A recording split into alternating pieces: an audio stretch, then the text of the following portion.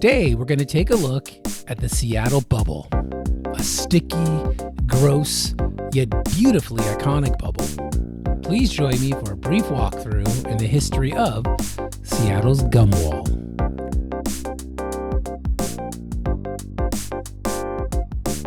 The gum wall story began in the 1990s when unexpected productions moved into the Market Theater. Crowds would line up in Post Alley before the popular theater sports comedy shows. One theory goes that theater management would not allow gum chewing in the theater, so patrons would stick their gum to the wall outside the theater in protest. But this is likely false because it's impossible to police gum chewing, as teachers in the underside of desks the world over can attest. Although we don't know why, we do know the gum wall attraction started with people sticking pennies to the wall with gum. It quickly escalated into a quirky attraction. The gum accumulation drew complaints from local tenants, leading to periodic cleanings. Despite these efforts, the gum always returned. Eventually, the market accepted the wall's unusual charm, recognizing it as a unique feature.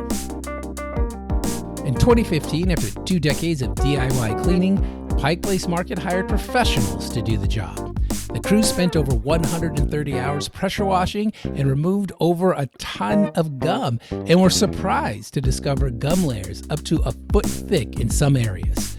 This extensive cleaning attracted global attention, landing on the front page of the New York Times, articles in The Guardian, and the South China News.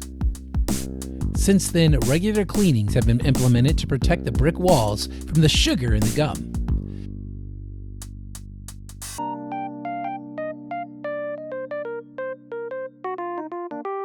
After the 2015 cleaning, people rushed like a Black Friday sale to contribute to the wall, quickly restoring its sticky mosaic. There isn't a definitive story on how the gum wall started, and that's what makes it so great. No one person can take credit for it.